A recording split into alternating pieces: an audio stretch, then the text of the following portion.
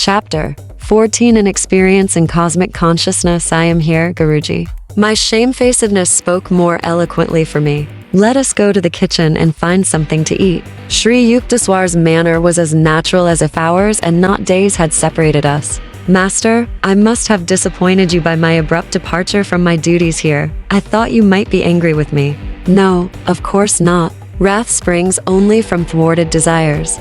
I do not expect anything from others, so their actions cannot be in opposition to wishes of mine. I would not use you for my own ends. I am happy only in your own true happiness. Sir, one hears of divine love in a vague way, but for the first time I am having a concrete example in your angelic self. In the world, even a father does not easily forgive his son if he leaves his parents' business without warning. But you show not the slightest vexation, though you must have been put to great inconvenience by the many unfinished tasks I left behind. We looked into each other's eyes where tears were shining. A blissful wave engulfed me. I was conscious that the Lord, in the form of my guru, was expanding the small ardors of my heart into the incompressible reaches of cosmic love. A few mornings later, I made my way to Master's empty sitting room. I planned to meditate, but my laudable purpose was unshared by disobedient thoughts. They scattered like birds before the hunter. Mukunda. Sri Yukteswar's voice sounded from a distant inner balcony.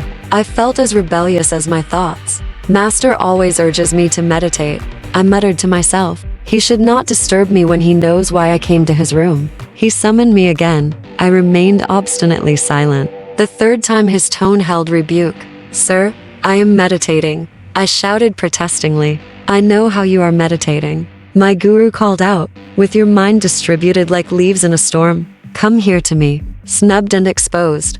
I made my way sadly to his side. Poor boy, the mountains couldn't give what you wanted. Master spoke caressively, comfortingly. His calm gaze was unfathomable. Your heart's desire shall be fulfilled. Sri Yukteswar seldom indulged in riddles. I was bewildered. He struck gently on my chest, above the heart. My body became immovably rooted. Breath was drawn out of my lungs as if by some huge magnet. Soul and mind instantly lost their physical bondage and streamed out like a fluid, piercing light from my every pore. The flesh was as though dead, yet in my intense awareness, I knew that never before had I been fully alive. My sense of identity was no longer narrowly confined to a body, but embraced the circumambient atoms. People on distant streets seemed to be moving gently over my own remote periphery. The roots of plants and trees appeared through a dim transparency of the soil. I discerned the inward flow of their sap. The whole vicinity lay bare before me. My ordinary frontal vision was now changed to a vast spherical sight, simultaneously all-perceptive. Through the back of my head I saw men strolling far down Rai Ghat Road, and noticed also a white cow who was leisurely approaching. When she reached the space in front of the open ashram gate, I observed her with my two physical eyes. As she passed by, behind the brick wall, I saw her clearly still. All objects within my panoramic gaze trembled and vibrated like quick motion pictures. My body, Master's, the pillared courtyard, the furniture and floor, the trees and sunshine, occasionally became violently agitated, until all melted into a luminescent sea, even as sugar crystals, thrown into a glass of water, dissolve after being shaken. The unifying light alternated with materializations of form, the metamorphoses, revealing the law of cause and effect in creation. An oceanic joy broke upon calm, endless shores of my soul. The Spirit of God, I realized, is exhaustless bliss. His body is countless tissues of light. A swelling glory within me began to envelop towns, continents, the earth, solar and stellar systems, tenuous nebulae, and floating universes. The entire cosmos, gently luminous, like a city seen afar at night, glimmered within the infinitude of my being. The sharply etched global outlines faded somewhat at the farthest edges. There I could see a mellow radiance, ever undiminished. It was indescribably subtle. The planetary pictures were formed of a grosser light. The divine dispersion of rays poured from an eternal source, blazing into galaxies, transfigured with ineffable auras. Again and again I saw the creative beams condense into constellations, then resolve into sheets of transparent flame. By rhythmic reversion, sextillion worlds passed into diaphanous luster, fire became firmament. I cognized the center of the empyrean as a point of intuitive perception in my heart. Irradiating splendor issued from my nucleus to every part of the universal structure. Blissful Amrita, the nectar of immortality, pulls through me with a quicksilver-like fluidity. The creative voice of God I heard resounding as 14-1, the vibration of the cosmic motor. Suddenly the breath returned to my lungs. With a disappointment almost unbearable, I realized that my infinite immensity was lost. Once more I was limited to the humiliating cage of a body, not easily accommodative to the spirit. Like a prodigal child, I had run away from my macrocosmic home and imprisoned myself in a narrow microcosm. My guru was standing motionless before me. I started to drop at his holy feet in gratitude for the experience in cosmic consciousness which I had long passionately sought. He held me upright and spoke calmly, unpretentiously. You must not get overdrunk with ecstasy. Much work yet remains for you in the world. Come, let us sweep the balcony floor, then we shall walk by the Ganges. I fetched a broom. Master I knew was teaching me the secret of balanced living. The soul must stretch over the cosmogonic abysses, while the body performs its daily duties. When we set out later for a stroll, I was still entranced in unspeakable rapture. I saw our bodies as two astral pictures, moving over a road by the river, whose essence was sheer light. It is the Spirit of God that actively sustains every form and force in the universe, yet He is transcendental and aloof in the blissful, uncreated void beyond the worlds of vibratory phenomena. 14-2 Master explained. Saints who realize their divinity even while in the flesh know a similar twofold existence. Conscientiously engaging in earthly work, they yet remain immersed in an inward beatitude. The Lord has created all men from the limitless joy of His being. Though they are painfully cramped by the body, God nevertheless expects that souls made in His image shall ultimately rise above all sense identifications and reunite with Him. The cosmic vision left many permanent lessons. By daily stilling my thoughts, I could win release from the delusive conviction that my body was a mass of flesh and bones, traversing the hard soil of matter. The breath and the restless mind I saw were like storms which lashed the ocean of light into waves of material forms: earth, sky, human beings, animals, birds, trees. No perception of the infinite as one light could be had except by calming those storms. As often as I silenced the two natural tumults, I beheld the multitudinous waves of creation melt into one lucent sea. Even as the waves of the ocean, their tempests subsiding, serenely dissolve into unity. A master bestows the divine experience of cosmic consciousness when his disciple, by meditation, has strengthened his mind to a degree where the vast vistas would not overwhelm him. The experience can never be given through one's mere intellectual willingness or open-mindedness. Only adequate enlargement by yoga practice and devotional bhakti can prepare the mind to absorb the liberating shock of omnipresence. It comes with a natural inevitability to the sincere devotee. His intense craving begins to pull at God with an irresistible force. The Lord, as the cosmic vision, is drawn by the seeker's magnetic ardor into his range of consciousness. I wrote, in my later years, the following poem, Samadhi, endeavoring to convey the glory of its cosmic state, vanished the veils of light and shade, lifted every vapor of sorrow, sailed away all dawns of fleeting joy, gone the dim sensory mirage. Love, hate, health, disease, life, death, perish these false shadows on the screen of duality. Waves of laughter, scillas of sarcasm, melancholic whirlpools, melting in the vast sea of bliss. The storm of Maya stilled be magic wand of intuition deep.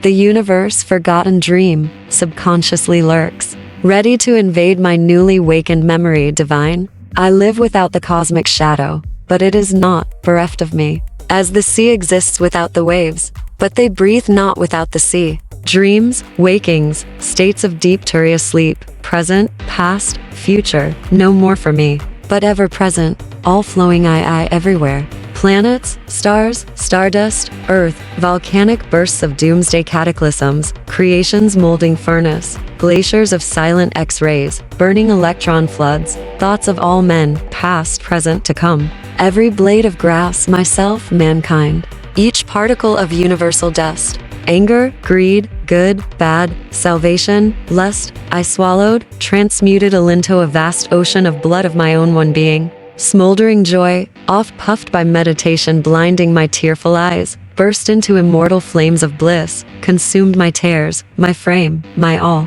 Thou art I am thou, knowing, knower, known as one. Tranquil, unbroken thrill, eternally living, ever new peace. Enjoyable beyond imagination of expectancy, samadhi bliss, not an unconscious state or mental chloroform without willful return. Samadhi, but extends my conscious realm beyond limits of the mortal frame to farthest boundary of eternity, where one, the cosmic sea, watch the little ego floating in me. The sparrow, each grain of sand, fall not without my sight. All space floats like an iceberg in my mental sea, colossal container.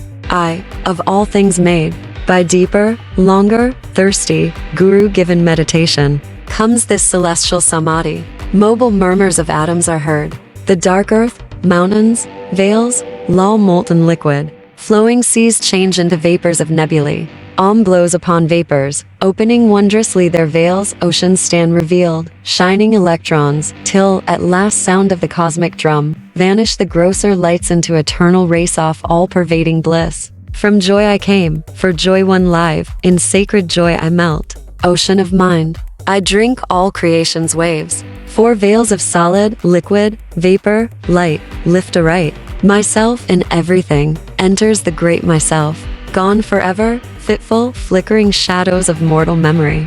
Spotless is my mental sky, below, ahead, and high above, eternity and one. One united ray, a tiny bubble of laughter. I am become the sea of mirth itself. Sri Yukteswar taught me how to summon the blessed experience at will, and also how to transmit it to others if their intuitive channels were developed. For months I entered the ecstatic union, comprehending why the Upanishads say God is rasa, the most relishable. One day, however, I took a problem to master. I want to know, sir, when shall I find God? You have found him. Oh no, sir, I don't think so. My guru was smiling. I am sure you aren't expecting a venerable personage, adorning a throne in some antiseptic corner of the cosmos. I see, however, that you are imagining that the possession of miraculous powers is knowledge of God. One might have the whole universe, and find the Lord elusive. Still, spiritual advancement is not measured by one's outward powers, but only by the depth of his bliss in meditation. Ever new joy is God. He is inexhaustible. As you continue your meditations during the years, he will beguile you with an infinite ingenuity. Devotees like yourself, who have found the way to God, never dream of exchanging him for any other happiness. He is seductive beyond thought of competition. How quickly we weary of earthly pleasures. Desire for material things is endless. Man is never satisfied completely and pursues one goal after another. The something else he seeks is the Lord, who alone can grant lasting joy. Outward longings drive us from the Eden within. They offer false pleasures which only impersonate soul happiness. The lost paradise is quickly regained through divine meditation. As God is unanticipatory ever newness, we never tire of him. Can we be surfeited with bliss, delightfully varied throughout eternity? I understand now, sir, why saints call the Lord unfathomable. Even everlasting life could not suffice to appraise him. That is true. But he is also near and dear. After the mind has been cleared by Kriya Yoga of sensory obstacles, meditation furnishes a twofold proof of God. Ever new joy is evidence of his existence, convincing to our very atoms. Also, in meditation, one finds his instant guidance, his adequate response to every difficulty. I see, Guruji, you have solved my problem. I smiled gratefully. I do realize now that I have found God, for whenever the joy of meditation has returned subconsciously during my active hours, I have been subtly directed to adopt the right course in everything, even details. Human life is beset with sorrow until we know how to tune in with the divine will, whose right course is often baffling to the egoistic intelligence. God bears the burden of the cosmos. He alone can give unerring counsel. 14:1 In the beginning was the Word, and the Word was with God, and the Word was God. John 1:1. 14-2 For the Father judgeth no man, but hath committed all judgment unto the Son. John 5:22. No man hath seen God at any time. The only begotten Son, which is in the bosom of the Father, he hath declared him. John 1:18. Verily, verily, I say unto you, he that believeth on me, the works that I do shall he do also, and greater works than these shall he do, because I go unto my Father, John 14:12, but the Comforter, which is the Holy Ghost, whom the Father will send in my name, he shall teach you all things, and bring all things to your remembrance, whatsoever I have said to you. John 14:20. These biblical words refer to the threefold nature of God as Father, Son, Holy Ghost, Sat, Tat, Om in the Hindu scriptures. God the Father is the absolute, unmanifested, existing beyond vibratory creation. God the Son is the Christ consciousness Brahma or Katastha Chaitanya existing within vibratory creation. This Christ consciousness is the only begotten or sole reflection of the uncreated infinite. Its outward manifestation or witness is Om or Holy Ghost, the divine, creative, invisible power which structures all creation through vibration. The blissful comforter, is heard in meditation and reveals to the devotee the ultimate truth.